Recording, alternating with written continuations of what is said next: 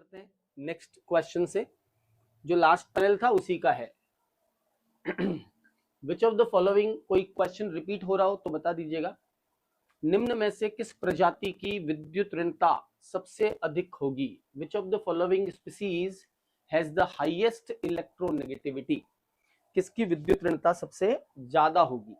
Highest electronegativity किसकी होगी? Carbon जो sp हाइब्रिडाइज्ड है, या नाइट्रोजन जो sp2 हाइब्रिडाइज्ड है, या कार्बन जो sp2 हाइब्रिडाइज्ड है, या नाइट्रोजन जो sp हाइब्रिडाइज्ड है? तो भैया हाइब्रिडाइजेशन का इलेक्ट्रोनेगेटिविटी पे बहुत फर्क पड़ता है ना। जैसे हमने देखा भी था कि इलेक्ट्रोनेगेटिविटी पे हाइब्रिडाइजेशन का क्या फर्क पड़ता है। जैसे कार्बन का हाइब्रिडाइजेशन जब sp3 होता है तो उसकी इलेक्ट्रोनेगेटिविटी कम होती है, जब वो sp2 होता है तो इलेक्ट्रोनेगेटिविटी बढ़ती है, और जब sp होता है तो और बढ़ती है। इसी तरह से नाइट्रोजन अगर sp3 हाइब्रिडाइज है तो उसकी विद्युत ऋणता कम होगी एज कंपेयर टू नाइट्रोजन जो sp2 हाइब्रिडाइज है, एज कंपेयर टू नाइट्रोजन जो sp हाइब्रिडाइज है। करेक्ट। और इन दोनों में भी, कार्बन और नाइट्रोजन में भी हमें पता है कि नाइट्रोजन और कार्बन में किसकी इलेक्ट्रोनेगेटिविटी ज्यादा होती है?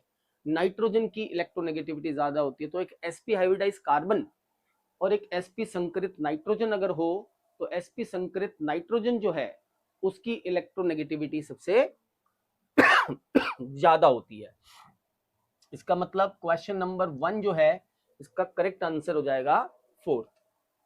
क्वेश्चन नंबर फर्स्ट जो है उसका करेक्ट आंसर हो जाएगा 4th। अगर इसका आपको बोल दे कि ऑर्डर बनाइए, इसका क्रम क्या बनेगा इन चारों का, अगर ऑर्डर की बात करें तो सबसे ज्यादा होगा नाइट्रोजन हाइब्रिडाइज sp, उसके बाद में कार्बन हाइब्रिडाइज sp, उसके बाद में नाइट्रोजन हाइब्रिडाइज sp2, और उसके बाद में कार्बन हाइब्रिडाइज sp2,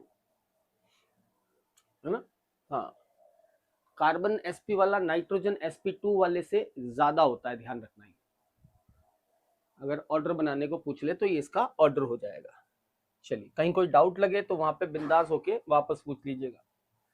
जैसे क्वेश्चन नंबर 2, निम्नलिखित में से किसमें क्रमशः अधिकतम EA इलेक्ट्रॉन एफिनिटी, इलेक्ट्रोनेगेटिविटी और आयोनाइजेशन पोटेंशियल, यानी कि IP या IE बोल सकते हो आप इसको, उसका क्रम क्या होगा?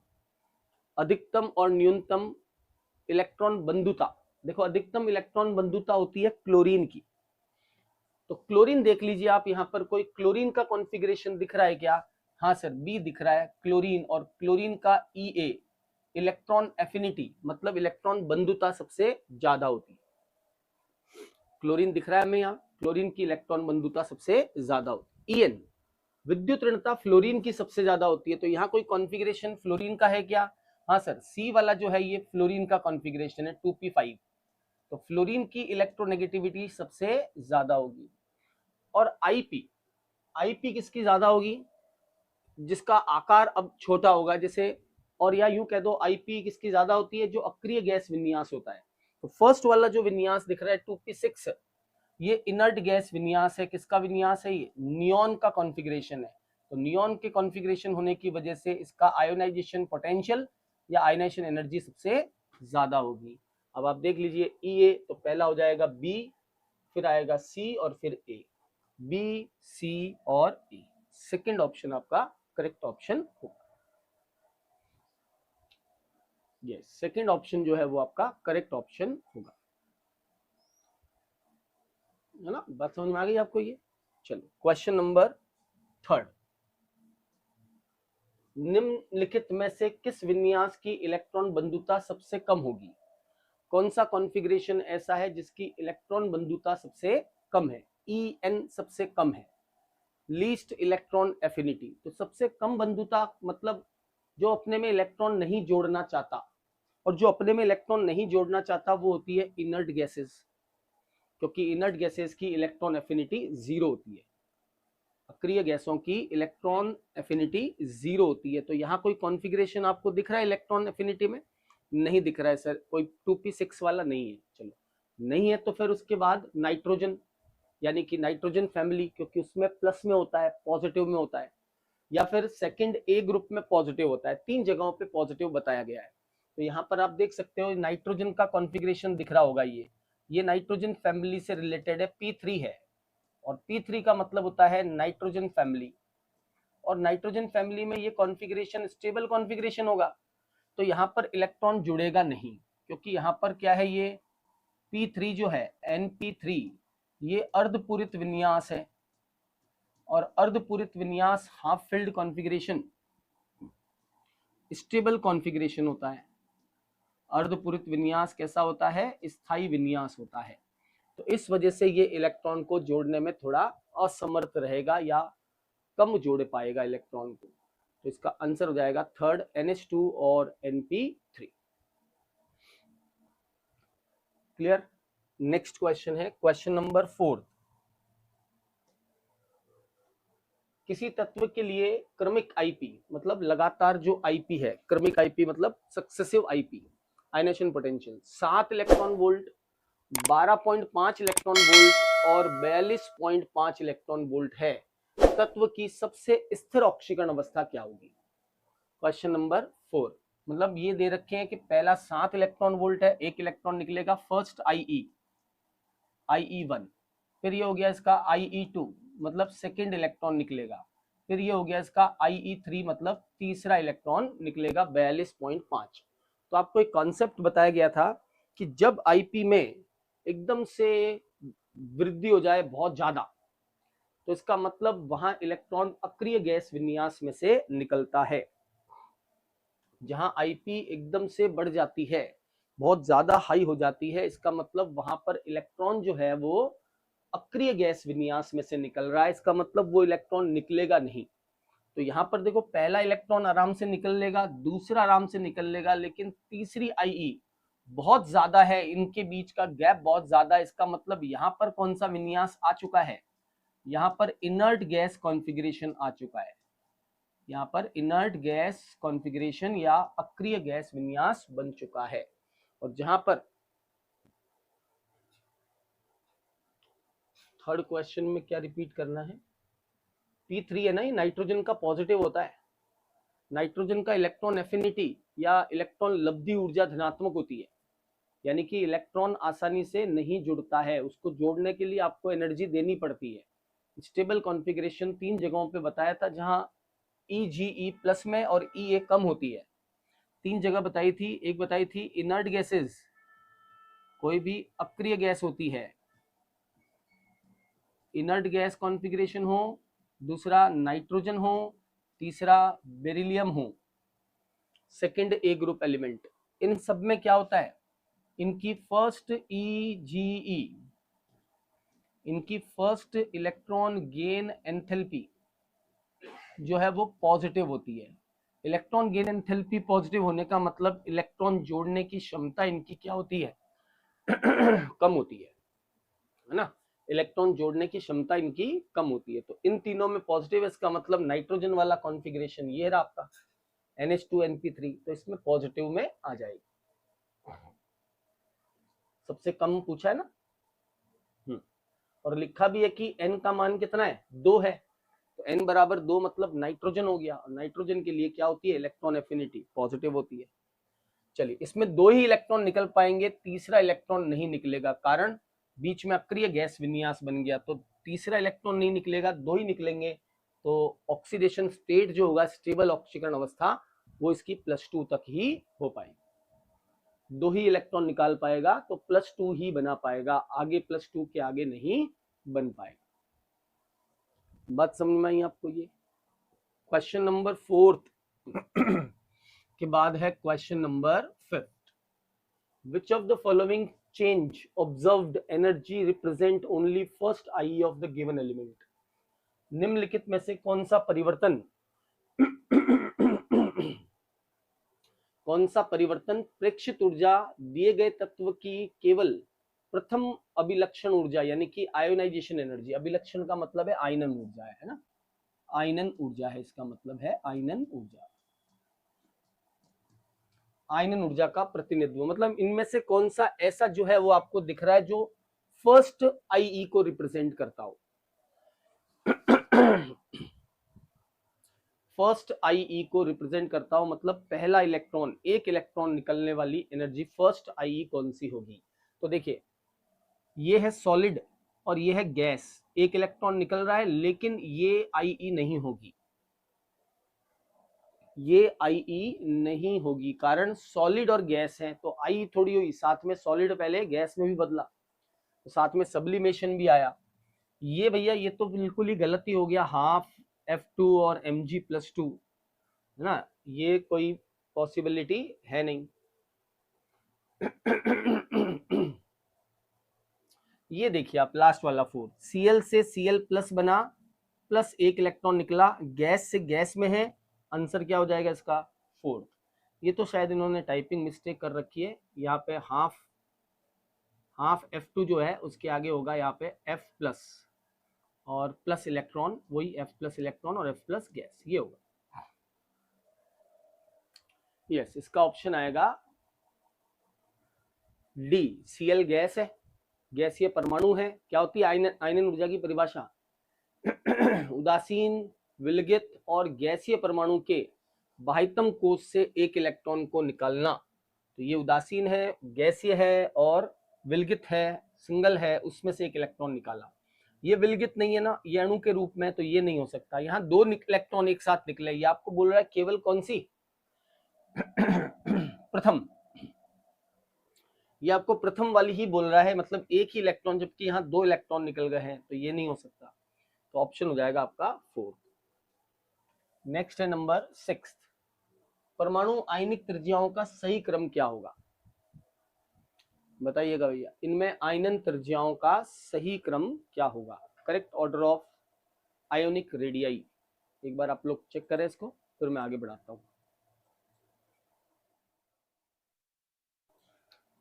चलिए, सॉल्व किया होगा आपने। क्वेश्चन नंबर 6,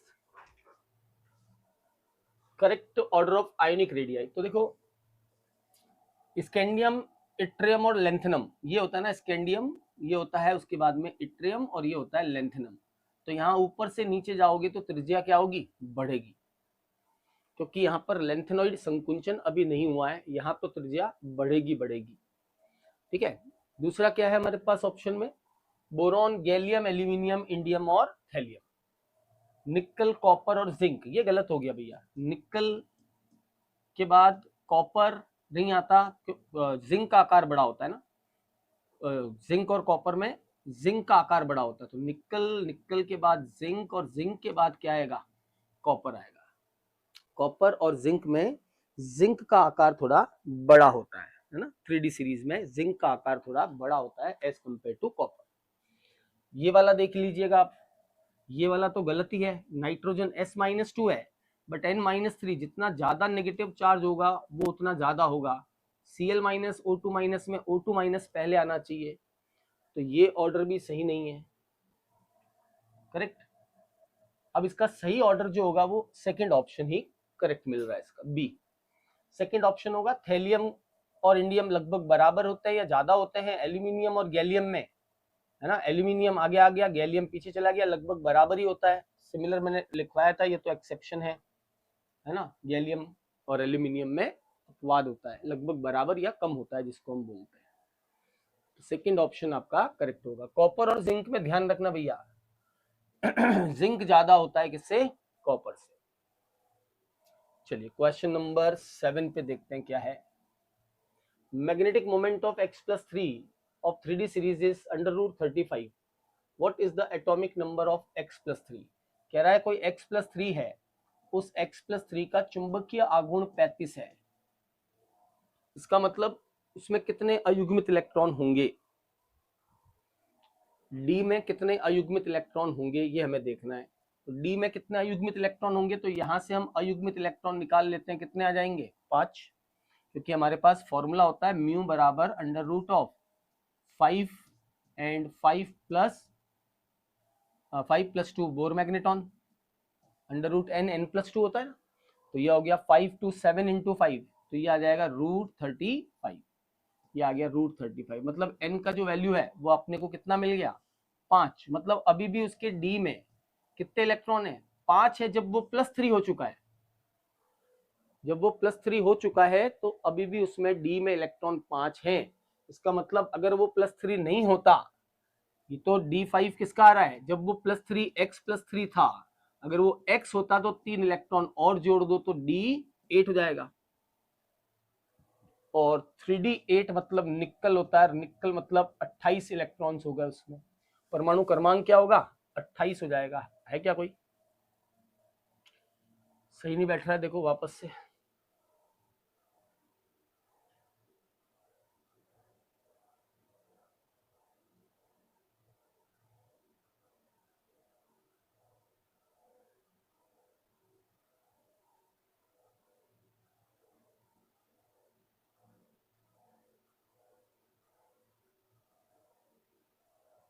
अच्छा ओके सॉरी, मैंने थोड़ा सही नहीं लिखा इसको। एक्चुअल में क्या होगा, 3d5 है ये, है ना। तो जब ये x बनेगा तो 3d5 4s क्या है? 0। तो जब ये x बनाएंगे तो पहले हम करेंगे 3d6 और फिर करेंगे 4s में 2, तो ये बनेगा ना +3। ठीक है, तो ये +3 बनेगा। इसका मतलब हो गया d में 6 इलेक्ट्रॉन आ रहे हैं, 4s2 आ रहा है, मतलब ये Fe है। और Fe होता है कितने पे? 26 पे। थर्ड ऑप्शन आपका करेक्ट हो जाएगा। ठीक है, थर्ड ऑप्शन आपका करेक्ट हो जाएगा। चॉइस नहीं समझ में आया हो वापस पूछ लो। देखो फिर से रिपीट कर रहा हूं एक बार। यहाँ ध्यान दो, फिर से रिपीट कर रहा हूं। ये x+3 का चुंबकीय आघूर्ण ये है, तो हमने देखा कि n क्या आया, तो हमें मिला कि n बराबर कितना आया? 5। इसका मतलब जो x+3 है उसका विन्यास हो गया 3d5 और 4s0। 3d5 4s0। अब 3 इलेक्ट्रॉन इसमें वापस डाल दो, तो 2 तो s में से निकले थे और एक d में से निकला था, x था, तब थर्ड 3d6 हो गया और 4s क्या हो गया? 4s2 हो गया। 4s में 2 और d में 6, मतलब ये 26 हो जाएगा। 26 का मतलब ये हो गया आपका आयरन। तो थर्ड ऑप्शन आपका करेक्ट ऑप्शन होगा। ठीक, चलिए एग्जाम्पल क्वेश्चन नंबर 8। क्रोमियम का विन्यास 3d5 4s2 होने की बजाय 3d5 4s1 होता है, इसका क्या कारण है? Chromium has a configuration of 3d5 4s1 instead of 3d4 4h2 because of higher multiplicity, higher exchange energy, symmetrical distribution of electron, all of these। तो इसका सही आंसर क्या होगा भैया? all of these, ये सभी चीजें होती है। ठीक है, all of these। उच्च बहुलकता होती है उसमें, बहुलकता जो है, मल्टीप्लिसिटी हाई होती है, विनिमय ऊर्जा ज्यादा होती है और सम्मित वितरण होता है 3d10 में। 3d5 4s1 मतलब सिमेट्रिकल डिस्ट्रीब्यूशन होता है। तो ये सभी कारण इसमें सही है, उपरोक्त सभी। ठीक है, 8 नंबर पे आ जाएगा उपरोक्त सभी। उपरोक्त सभी।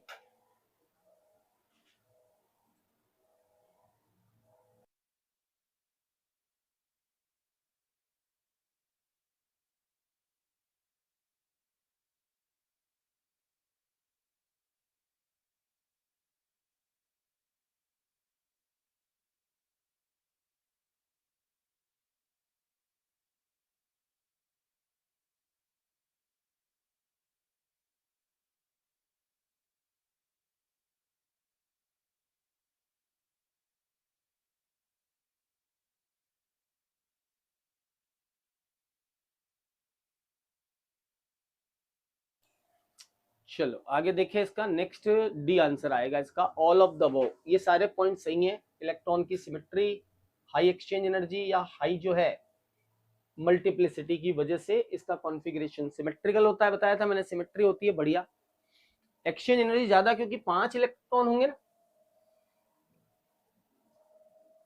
तो पांचों इलेक्ट्रॉन आपस में एक दूसरे को क्या करेंगे? एक्सचेंज करेंगे, जिसे हम एक्सचेंज एनर्जी कहते हैं। ये देखो 1 2, फिर ये 3, फिर ये 4, फिर ये वाला इलेक्ट्रॉन 1, फिर 2, है ना, फिर ये वाला 2, फिर ये 3, फिर ये वाला इलेक्ट्रॉन, ऐसे करके नंबर ऑफ एक्सचेंजेस ज्यादा होंगे और उससे स्टेबिलिटी बढ़ती है, कॉन्फ़िगरेशन उसका चेंज करने के लिए। The attempt for the classify element by the plotting the atomic volume of element against the atomic mass was made by। बताइए भैया, ग्राफ बना के किसने पीरियोडिक टेबल को समझाने की कोशिश की थी? परमाणु द्रव्यमान और परमाणु आयतन के बीच में ग्राफ बनाया था, और ग्राफ से उन्होंने बताया था कि भैया ये जो है पीरियोडिकल ट्रेंड्स, तत्वों के गुणों में समानता को उन्होंने ग्राफ के आधार पर समझाया था। और वो कौन था? मेंडलीफ ने कोई ग्राफ नहीं बनाया था, है ना? हाँ, मेंडलीफ ने कोई ग्राफ नहीं बनाया था। दूसरा न्यूलैंड ने तो ऑक्टेव्स रूल दिया था, अष्टक का नियम दिया था, है ना? न्यूलैंड्स ऑक्टेव्स रूल, अष्टक का नियम दिया था। लॉथरमेयर, ये सही है भैया, लॉथरमेयर जो साइंटिस्ट था जिसने एटॉमिक वॉल्यूम, परमाणु आयतन, एक तरफ क्या किया था? परमाणु आयतन लिया था, एक तरफ परमाणु आयतन लिया था और एक तरफ जो है परमाणु भार लिया था।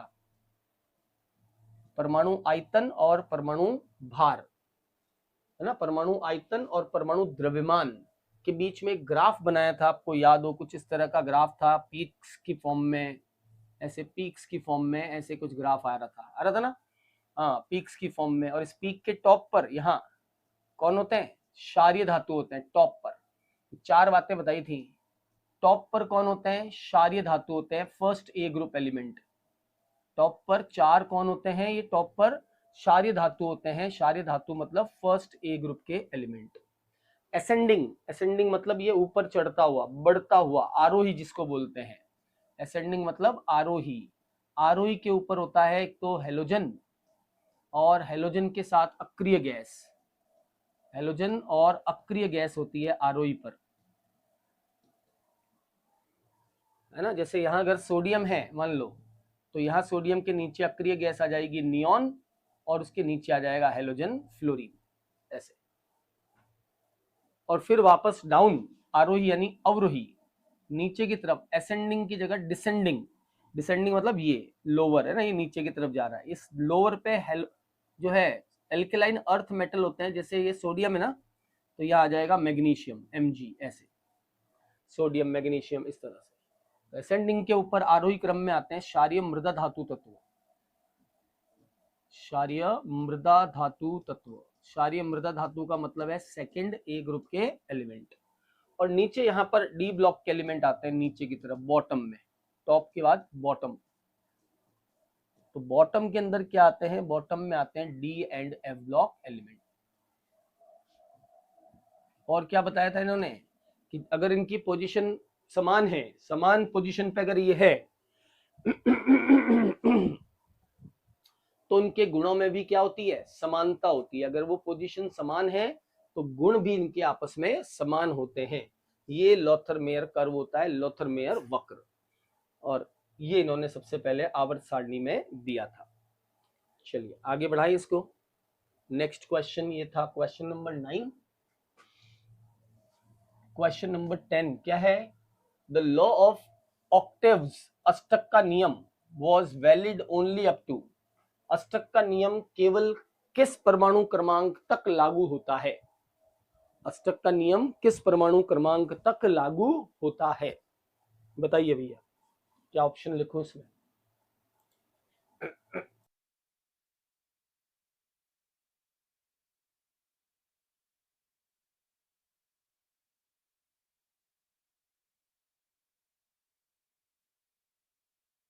अष्टक का नियम किस परमाणु क्रमांक तक लागू होता है? तो कैल्शियम तक लागू होता है, 20 तक। उसके बाद डी ब्लॉक आ जाते हैं, फिर वो 8 नहीं होता, फिर 18वां इलेक्ट्रॉन होता है, फिर चेंजेस आने लग जाते हैं। बताया था आप लोगों को, है ना, 18 की जगह। तो इसका करेक्ट ऑप्शन हो जाएगा सी, कैल्शियम तक लागू होता है, उसके बाद में लागू नहीं होता है, क्योंकि उसके बाद में डी और एफ खंड के तत्व आ जाते हैं, जिसकी वजह से ये 8वां इलेक्ट्रॉन नहीं होकर के वो उसकी पोजीशन चेंज हो जाती है 8 की जगह, है ना? तो उस पर ये लागू होता है। अगला देखिएगा, परमाणुवीय आयतन वर्सेस परमाणुवीय द्रव्यमान के निम्न वक्र में, मतलब ये ग्राफ बना के दिया इन्होंने, दिख रहा है आप लोगों को, जिसमें कुछ पॉइंट लगा रखे हैं A B C D E F G H I J K तक कुछ पॉइंट लगा रखे हैं, और बोला है कि इनमें से कौन सा सही स्टेटमेंट है, इनमें से कौन सा कथन सही कथन है। तो देखिए पहला option, A E have same property, क्या ए और ई, ये है ए आपका और ये है आपका ई, क्या ए और ई के गुणधर्म समान होंगे क्या? क्या ए और ई के गुणधर्म समान होंगे क्या? नहीं होंगे। क्यों? क्योंकि ए और ई क्षारीय जो है, क्या नाम है, हेलोजन भी हो सकता है और अक्रिय गैस भी हो सकती है, दोनों ही हो सकते हैं ना। वो तो हेलोजन भी हो सकता है और अक्रिय गैस भी हो सकती है, यही मैंने आपको पीछे बताया। ये रहा आरोही पर जो जा रहा है वो हेलोजन या अक्रिय गैस में से, दोनों में से कुछ भी हो सकता है। तो ए अगर जो है हेलोजन हुआ तो ई हो सकता है अक्रिय गैस हो, या हमें पता थोड़ी है क्या है वो, है ना। तो इस वजह से पहला ऑप्शन तो आपका सही ऑप्शन नहीं है, नॉट अ करेक्ट ऑप्शन। अच्छा, सेकंड देखिएगा, सी जी के हैव सेम प्रॉपर्टी। सी का है, सी जी के आरोही है, अवरोही है, नीचे की तरफ आ रहे तीनों, देखो 1 2 3, तीनों नीचे आ रहे हैं, मतलब तीनों के तीनों क्षारीय मृदा धातु है, तीनों ही क्षारीय मृदा धातु हैं। इसका मतलब तीनों ही क्षारीय मृदा धातु होने के कारण हम कह देंगे क्या होगा, जी सी जी के have similar properties, chemical and physical properties. Second option आपका सही ऑप्शन है। B D F H J, B D देखो का है, बी डी, बी ऊपर है डी नीचे है, ये एल्कली मेटल, ये डी ब्लॉक का मेटल, ये तो समान प्रॉपर्टी शो नहीं करेंगे, है ना। आप लोग क्या आंसर दे रहे हो? 11वें का डी। इस पर कोई टिप्पणी नहीं की जा सकती यदि यह दर्शाया गया है कि वक्र लोथरमेयर वक्र है। दर्शाया गया है, लिखा है ना, परमाणु आयतन और परमाणु द्रव्यमान के बीच में ग्राफ है। ग्राफ में साफ लिखा है एटॉमिक वॉल्यूम और एटॉमिक मास के बीच में जो ग्राफ होता है वो लोथरमेयर ग्राफ होता है। तो लोथरमेयर ग्राफ ही होता है जो परमाणु आयतन और परमाणु द्रव्यमान के बीच में खींचा गया है, तो उसको लिखने की जरूरत नहीं होती कि ये लोथरमेयर वक्र है ना। तो सही ऑप्शन क्या होगा? सेकंड आपका सही हो जाएगा भैया। इसमें सी जी और के समान रासायनिक और भौतिक गुण रखेंगे। क्यों? क्योंकि ये तीनों के तीनों क्षारीय मृदा धातु तत्व है, तीनों ही एल्कलाइन अर्थ मेटल्स हैं, तो गुणों में समानता होगी होगी, है ना। तो ये इसका करेक्ट ऑप्शन होगा सेकंड। चलिए, क्वेश्चन नंबर नहीं लगाया मैंने, 10 11। चलिए आ जाइए, नेक्स्ट क्वेश्चन है 12वां। Which of the following statement is correct? इनमें से कौन सा कथन सही है? Which statement is correct statement, कौन सा कथन सही है? परमाणु द्रव्यमान 12 व 23 वाले तत्व समान रासायनिक व भौतिक गुण। अच्छा, ये भी लोथरमेयर का ही है ना। एटॉमिक मास और एटॉमिक वॉल्यूम के बीच में ग्राफ खींचा गया है। कौन सा स्टेटमेंट सही है? परमाणु द्रव्यमान 12 23 वाले तत्व समान रासायनिक व भौतिक गुण रखेंगे। भैया इसको अब यहां देखने की जरूरत ही नहीं है, इसको आप यहां देखो ही मत, इसको तो आप यहीं देखकर बता दो कि 12 नंबर पे आता है कार्बन। ये भैया सीधी बात है ना, परमाणु द्रव्यमान 12 नंबर पे आता है कार्बन, 12 पे कार्बन आता है, तो यहाँ पर हो गया कार्बन 12, और 23 पे आता है सोडियम, तो यहाँ हो गया 23। क्या सोडियम और कार्बन के गुणों में समानता होगी क्या? नहीं होगी ना। परमाणु द्रव्यमान 30-40 में भी नहीं होगी, काहे का 30 और 40 पे समानता कैसे आएगी? 40 कैल्शियम है, 30 आपका जो है एल्यूमिनियम, एल्यूमिनियम हो गया, 30-31 एल्यूमिनियम होता है, तो गुणों में समानता नहीं होगी। हाँ ये देखो आप 19 35 81, ये किसका होता है? 19 होता है फ्लोरीन का, फ्लोरीन का 19 होता है, ब्रोमीन का 35 होता है, और आयोडीन का होता है 81, है ना। आयोडीन का होता है 81। तो ये तीनों सेम हेलोजन एलिमेंट है, और अगर तीनों हेलोजन एलिमेंट है तो इनकी पोजीशन भी यहाँ पर सेम होगी, और पोजीशन भी सेम होगी तो हम कह सकते हैं कि इनके भौतिक एवं रासायनिक गुणधर्म समान होंगे। तो वो तो एटॉमिक नंबर ही दे दिया आपको, नंबर देखकर ही बता दो ना कि किसका कौन सा ऑप्शन सही हो सकता है, नंबर से ही पता चल जाएगा आपको, है ना। 19 35 और 81, तो ये सही है, तीनों के तीनों हेलोजन्स हैं, तो यहाँ पर इनकी पोजीशन भी समान होगी। ये देखो 19, ये हो गया 35, और ये हो गया 81। अब यहाँ सर वो तो टॉप पे दिखाई दे रहे हैं, टॉप पे तो क्षारीय मृदा धातु थे, क्षारीय धातु थे, ये कैसे हो गया?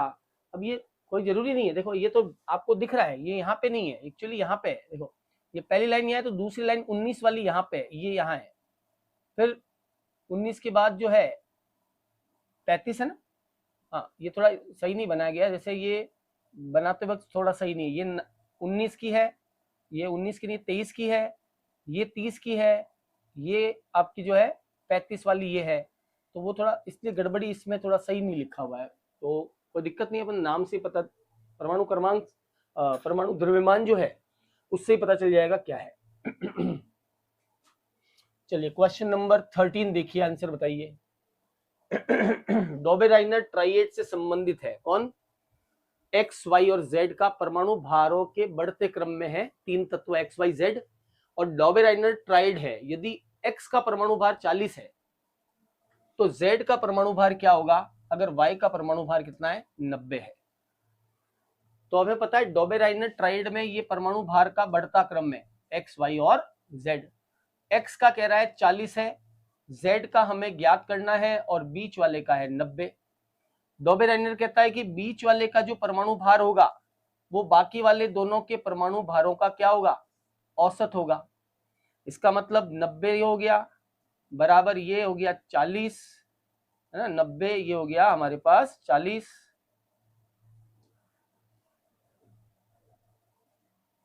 90 40 प्लस जेड और अपॉन 2, तो इधर गुणा कर लीजिए क्या आ जाएगा? जेड 40 जेड 40 प्लस जेड बराबर 180, तो जेड बराबर आ जाएगा 180 माइनस 40 मतलब कि 140। 140 कौन सा ऑप्शन सही जा रहा है? डी ऑप्शन आपका सही जा रहा है। क्या आएगा? 140। आप पहले देखें उसको अच्छे से, वो क्या क्रम बना के दे रहा है। क्रम में कह रहा है कि एक्स का परमाणु भार कम है, वाई का ज्यादा और जेड का सबसे ज्यादा है। तो उन्होंने क्या बोला था? पहले और आखिरी तत्व के परमाणु भारों का औसत बीच वाले तत्व का परमाणु भार होता है। ऐसे नहीं कर देना है कि 90 प्लस 40 बटा 2 130 और डिवाइड बाई 2 तो 65, पहला ऑप्शन आ जाएगा, गलत हो जाएगा ना उससे। पहले और आखिरी, तो पहले पे है कौन, आखिरी पे है कौन, पहले वो देखो। परमाणु भार का बढ़ता हुआ क्रम होता है लिथियम सोडियम पोटेशियम, तो लिथियम और पोटेशियम का परमाणु भारों का सम, परमाणु भारों का एवरेज वो होता है सोडियम का परमाणु। करेक्ट ऑप्शन होगा इसका 4। नेक्स्ट है क्वेश्चन नंबर 14। क्वेश्चन नंबर 14 बताइएगा भैया, प्रथम आयनन विभव का सही क्रम क्या होगा? Correct order of first ionisation energy बोलो या आयोनाइजेशन पोटेंशियल बोलो, एक ही बात है, ठीक है। आईई का ऑर्डर क्या होगा? फ्लोरीन हीलियम MgNO, या हीलियम फ्लोरीन NOMg, या हीलियम OFN और Mg, या NF हीलियम O और Mg। Correct option of question number 14, तो भैया क्या बनेगा? सबसे ज्यादा होगा हीलियम का, फिर फ्लोरीन का, फिर नाइट्रोजन और ऑक्सीजन में किसका ज्यादा होता है? नाइट्रोजन का, और उसके बाद में सबसे लास्ट में कौन आता है? ऑक्सीजन, और सबसे कम किसका होगा? Mg, क्योंकि मैग्नीशियम धातु है और धातु का जो है IE सबसे कम होता है, आसानी से इलेक्ट्रॉन त्याग देगा। करेक्ट। क्वेश्चन नंबर 14 जो है इसका आंसर हो जाएगा आपका second, correct order of the first ionisation energy.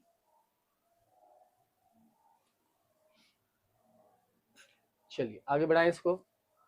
Next question है, कोई डाउट हो तो पूछ लीजिएगा। क्वेश्चन नंबर 15, निम्नलिखित तत्वों में से आयनन ऊर्जा के बढ़ने का सही क्रम क्या होगा? Correct order of the increasing order of the ionisation energy, आयनन ऊर्जा का बढ़ता हुआ क्रम। देखो ऐसे सवाल कभी भी आ जाए ना, तो आप जो दे रखे ना आपको जो विन्यास, आप उन विन्यासों से उनके तत्व बना लो, आपको बहुत इजीली समझ में आ जाएगा। विन्यास आपको थोड़ा दुखी करेंगे, लेकिन जब आप उनको लिखना स्टार्ट करोगे, नियॉन के बाद 3s2 3p1 किसका होता है? एल्यूमिनियम का होता है ना। नियॉन के बाद 3s2 3p3 किसका होता है? 3s2 3p1 3s2 3p2 ये होता है सिलिकॉन का। फिर 3s2 3p3 ये फास्फोरस का, और 4s2 4p3 ये आप और आगे चले गए, फास्फोरस के नीचे आ गए, कौन आता है? वो 4s में आ गया फास्फोरस, नाइट्रोजन फास्फोरस, और ये हो गया आपका आर्सेनिक AS। आप उनके सिंबल बना लो, आपको बहुत इजीली पता चल जाएगा कि आयनन ऊर्जा का क्रम क्या होगा। तो भैया सबसे ज्यादा किसका होगा? फास्फोरस का, क्योंकि फास्फोरस का इलेक्ट्रॉनिक विन्यास कैसा है? अर्धपूरित है।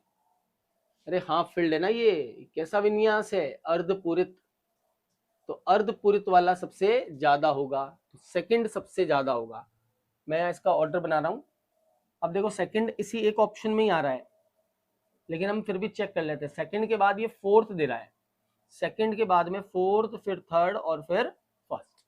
अरे सेकंड के बाद में फोर्थ का आना सही है क्या?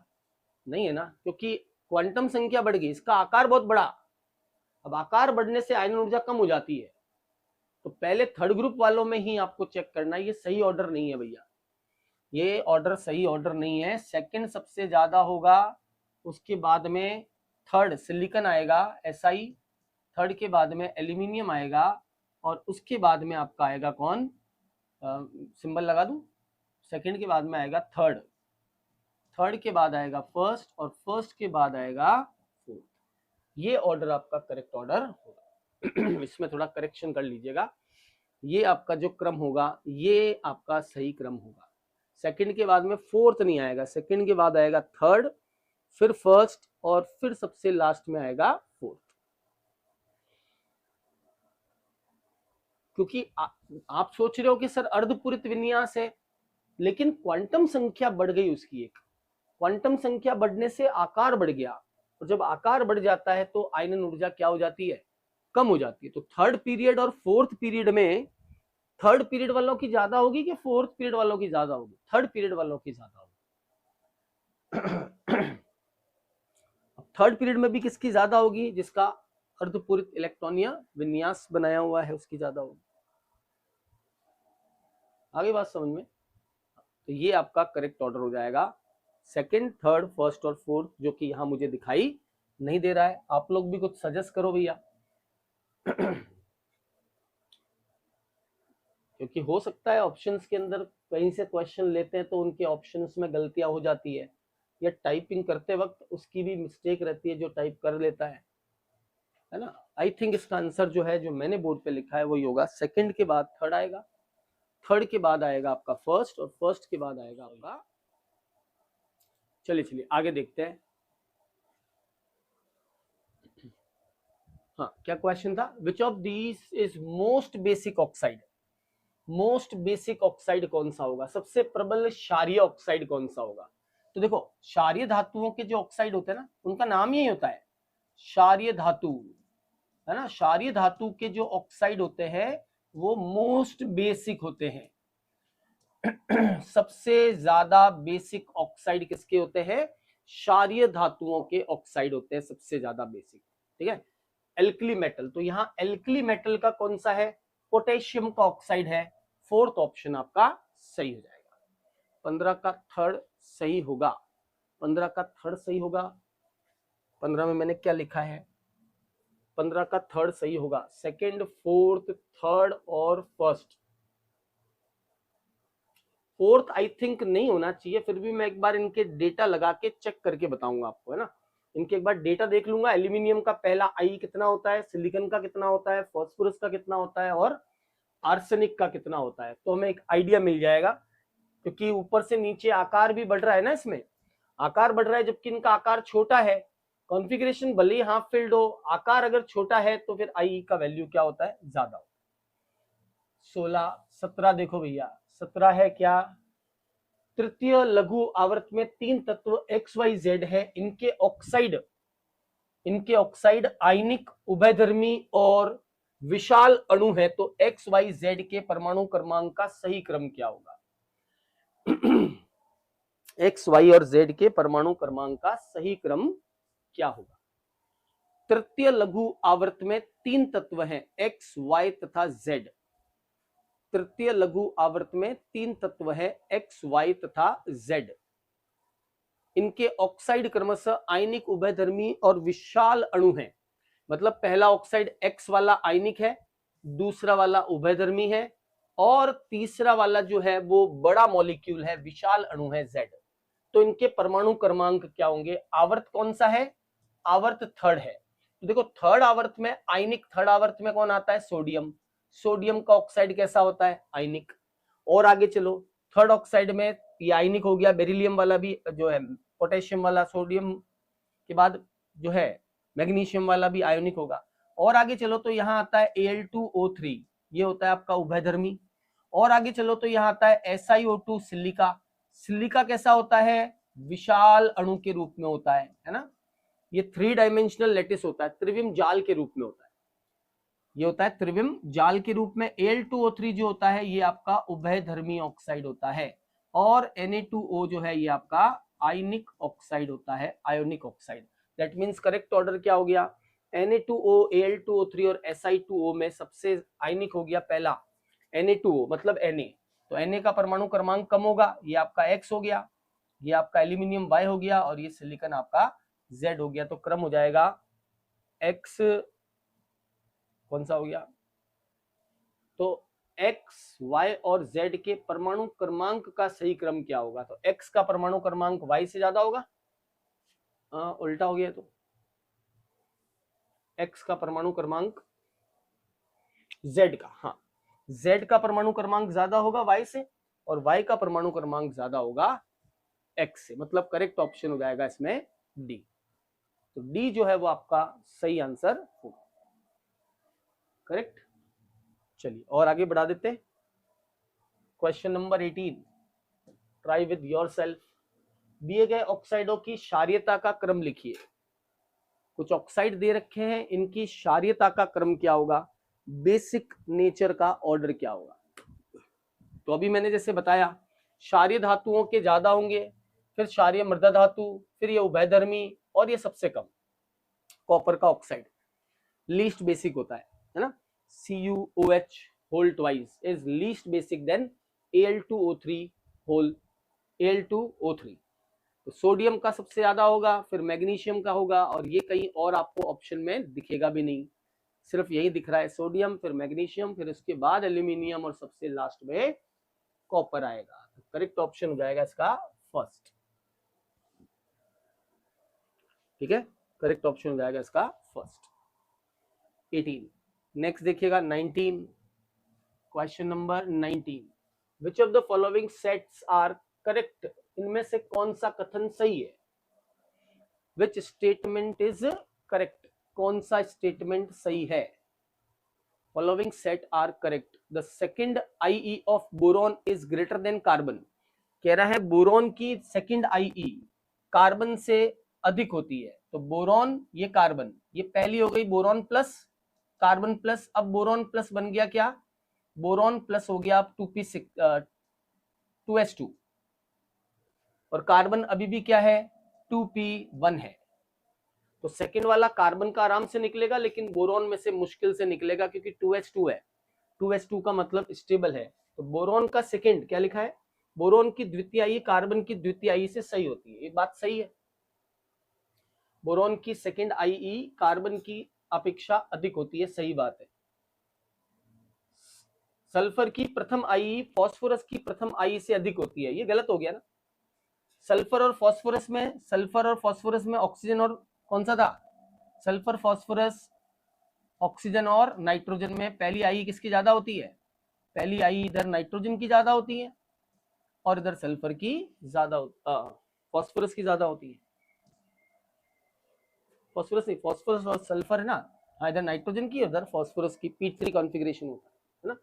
तो ये तो गलत स्टेटमेंट। Mg की द्वितीय IE फास्फोरस से ज्यादा होती है। मैग्नीशियम की सेकंड IE तो कम होगी फास्फोरस से, है ना, या चेक कर लेते हैं एक बार। Mg की सेकंड IE फास्फोरस से अधिक होती है। एल्यूमिनियम और गैलियम का आकार लगभग समान होता है। तो भैया पहला स्टेटमेंट तो एकदम सही है, ए, ये एकदम सही है। एल्यूमिनियम का आकार लगभग समान होता है, ये भी सही है। कम लेकिन लगभग समान होता है। 19वां, मैग्नीशियम की सेकंड IE फास्फोरस की सेकंड IE से अधिक होती है। तो मैग्नीशियम की सेकंड IE तो कम हो जाएगी ना, क्योंकि 2s1 से 3s1 से इलेक्ट्रॉन निकलेगा और आगे अक्रिय गैस विन्यास बनेगा, तो जल्दी इलेक्ट्रॉन निकल जाएगा, और फास्फोरस वाले में मुश्किल से इलेक्ट्रॉन निकलेगा। फास्फोरस की ज्यादा होगी मैग्नीशियम से, है ना। फास्फोरस की सेकंड IE मैग्नीशियम से ज्यादा होगी। फिर भी थोड़ा सा कॉम्प्लिकेशन है इस क्वेश्चन में। लास्ट वाला जो है, एल्यूमिनियम और गैलियम का आकार लगभग समान होता है, ये स्टेटमेंट भी सही है। अब यूं कह दे लगभग समान होता है, या गैलियम का कम एल्यूमिनियम का ज्यादा हो जाता है, वो तो जाता है लेकिन फिर भी कम माना जाता है उसको। लगभग बराबर, क्योंकि यहीं पे अपन ने एक क्वेश्चन देखा था, इसमें बराबर का साइन भी था, लगभग बराबर है। भैया मैग्नीशियम और फास्फोरस चेक कर लो ना आप लोग एक बार, ये Mg और ये P। Mg का जब Mg प्लस बन जाएगा तो इसका इलेक्ट्रॉनिक कॉन्फ़िगरेशन है 3s1, जबकि फास्फोरस जब P प्लस बनेगा तो इसका कॉन्फ़िगरेशन होगा 3s2 एंड 3p2, ये आएगा configuration.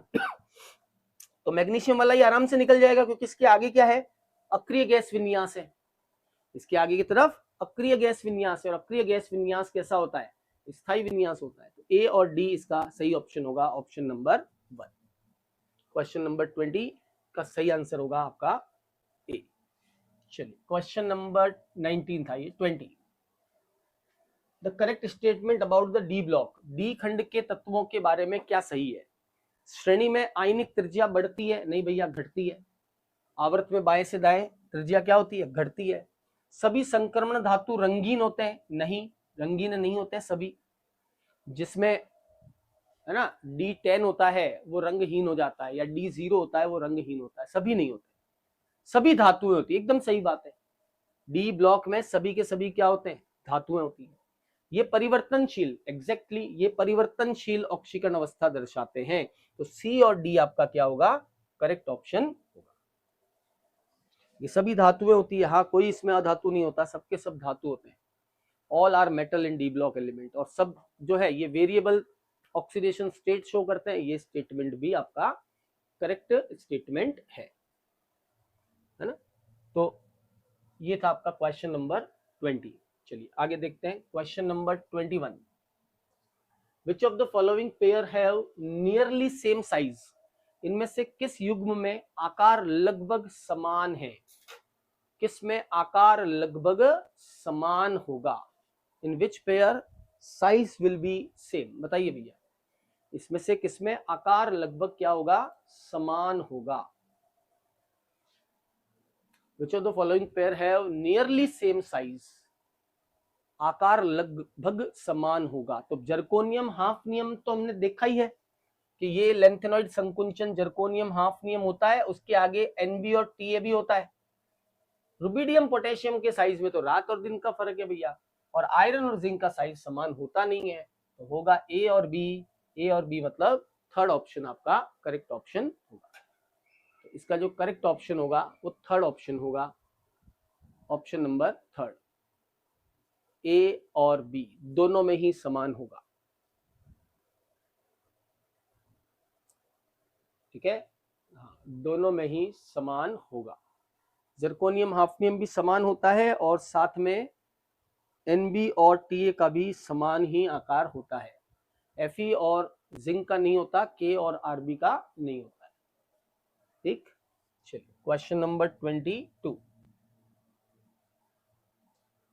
Choose the correct statement. CeGdUr lanthanoid, कह रहा है कि सीरियम, गैडोलिनियम, यूरेनियम, यूरेनियम का लेंथेनॉइड है। यूरेनियम तो एक्टिनॉइड में आता है ना, यूरेनियम तो 5F में आता है, एक्टिनाइड में आता है, ये लेंथेनाइड नहीं है। और वैसे अपन डी ब्लॉक और एफ ब्लॉक एलिमेंट्स के बारे में डिस्कशन करेंगे जनरल इंट्रोडक्शन, तो ये चीजें वहां पे आपको वापस देखने को मिल जाएगी। यूरेनियम नहीं होता भैया, ये लेंथेनॉइड एलिमेंट नहीं होता है। हाँ इन्हें सिक्का धातुएं कहते हैं, ये लिखवाया गया है, कॉपर सिल्वर गोल्ड। लिथियम क्षार धातुओं का प्रथम सदस्य है, परंतु यह प्रबल अपचायक होता है, ये भी एकदम सही बात है। लिथियम श्रेष्ठ अपचायक होता है, बताया था आपको। Lithium is best conductor of electricity, है ना। बेस्ट जो है कंडक्टर, तो क्या lithium is best reducing agent. वर्ग में नीचे जाने पर अपचायक सामर्थ्यता घटती है। ऊपर से नीचे जाओगे तो अपचायक सामर्थ्यता बढ़ती है ना, लिथियम से नीचे की तरफ जाते हैं तो लिथियम को छोड़ दो, फिर बाकी में अपचायक सामर्थ्यता बढ़ती है। पोटेशियम, रुबिडियम और सीजियम, और सबसे ज्यादा आ जाता है लिथियम। बढ़ ही रही है, नीचे घट थोड़ी रही है। ऑप्शन कौन कौन सा सही है? बी और सी सही ऑप्शन है, दैट मीन सेकंड ऑप्शन आपका करेक्ट होगा।